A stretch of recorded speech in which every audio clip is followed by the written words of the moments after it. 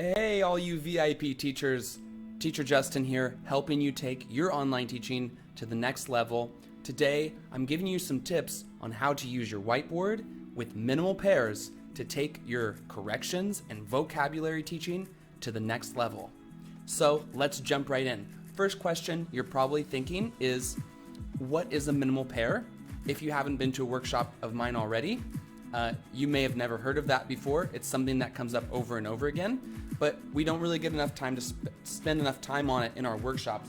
So today I'm going to give you an idea of what that is. First of all, a minimal pair is a pair of words that is exactly the same other than one feature, okay? So I'll give you an example that's really classic with Chinese students, Chinese learners of English, to be more specific, is that you're wanting to say this word. And they say, kite. And you say, huh? What's this? And they say, kite. Well, that sounds like another word, right? Sounds like kite. So, shouldn't they know that cat is not kite and kite is not cat, right? So, what you'll do then is put them side by side.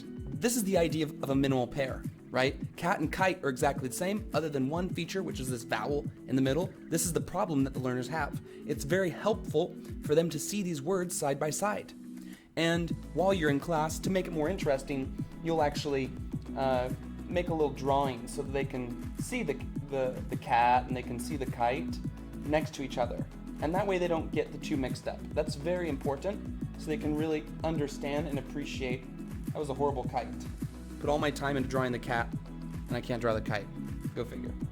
So, in any event, you have these two words next to each other. These two words are referred to as minimal pairs. Next time you're in class, and you hear the student say cat, but they say kite, this is a great thing to do.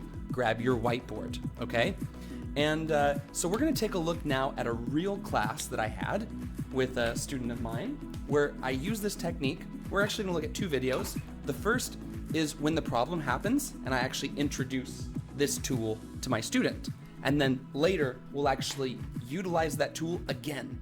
That's why it's so important, and I say this over and over, to have multiple whiteboards, because you're gonna want to use this later on. The last thing you'd ever wanna do is erase this, because it's a specialized prop just for that particular student with that particular problem.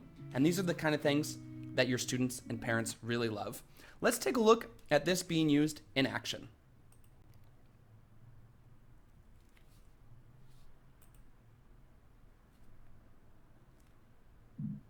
First, the chicken laid the egg. Good. One Yours says second. lies. Look at this word. Lies. Do you know the word lie? Lie? Lie is this. For example, the rabbit is yellow. Oh, You could probably skip this not part yellow. of teaching. Is the word rabbit lie. yellow? pink, pink. Yeah. So the rabbit is yellow. No, that's a lie. Not true. That's Sort a of an lie. extension Okay. opportunity. So lies means no, not correct. Lies. This is lays. Lays. Lion. Good. With the chicken, and the chicken lays the egg. Okay? It's fun to Lays. watch you draw. Yeah, lion. Good. This? Lion. Lion. Yeah! Great job, buddy! You did it! Yeah! So can you see how we've now introduced this? We didn't need to go into all that extension. It'll be helpful for them just to see lies and lays next to each other. But I wanted to run with it. I probably had some time at that moment. This class was a while ago. And of course, if you feel like you have time, then do an extension. It's good for them to know the word lie, and that lie is not lay. Well, it can be, but in this case, we want to tease the two out. We're talking about laying eggs, not lying eggs. You can't use it like that. So the point is, too, that this term will come up over and over again in the lesson. If this were just some random word, I probably wouldn't spend so much time on it. But given that this is a word that's lesson objective material, something that's very important for him to take away from this lesson, I took some time aside for him to really understand this and for us to put together this tool, this material, which later on in the class, assuming you don't erase it, which never do that, can be used to help him self-correct. And so that's a big advantage that we have. First, Watch. the chicken lays the egg. Good. 1 second. Here we go.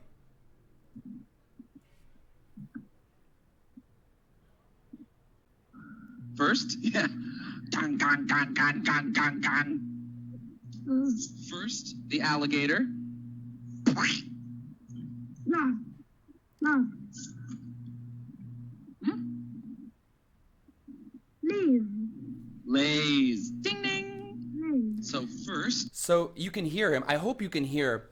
He said lies, and literally the only thing I had to do was bring out my board, scratch my head, and look at him, and he was able to correct on his own. So I'd really encourage you, if you have any questions about this, I know it's a little confusing. The first step, the first thing that I'd recommend is to actually look this up online, minimal pairs, and start to think about them more. And just by thinking about minimal pairs, understanding what they are, thinking of some more examples, kite versus cat, or fat and fight, right? You could lot and light. Those are examples. What will happen is just getting this idea in your head, starting to listen for them. So when you're in class and a student says something that sounds like another word, you think, oh, great. What a wonderful opportunity. I can pull out my whiteboard and I can start drawing right away, right? So I want them to say fat and they say fight. So I could draw my, like a boxing glove, for example. You can tell I'm a great artist, by the way. So then I can write the word fight, and then do this gesture, fight. And then on this side, I draw what it is exactly that they were trying to say initially, which is fat. I might even just draw a little arrow here to really get them to focus on what it is that I'm saying. Fat. And now I have this tool ready to go. Remember, don't erase this, because as the lesson goes on, they'll make the same mistake. And instead of you just correcting it going in one ear and out the other, you can bring this back up. And you scratch your head when they're supposed to say fat. You show this to them, scratch your head. Because they say fight. Fat. Good. So you can practice this going back and forth. You can bring this up later, and then they can self-correct, just like what we saw there. So remember, have multiple whiteboards so that you don't have to erase. And then at the end, you'll have a little review session. A few minutes before you finish your class, start bringing these whiteboards out that you use throughout. That's why it's so important to have 3 or 4 or 5 whiteboards, and you don't have to be an artist, as you can tell. So I hope you enjoyed this experience as much as I did. If you have any questions, please let me know. Leave those in the comments. Together, we can not just help these kids and our students learn the language, helping to accelerate their careers and to reach more people, but doing this helps us inspire them to have a love of language learning and a love for intercultural experiences. And this way, we're not just teaching the language, we really are having a profound impact on the future of this planet by allowing these kids to appreciate language learning and other cultures, even from really young ages, which is the students that we work with. Until next time, my friends, thank you so much and happy teaching. Bye-bye.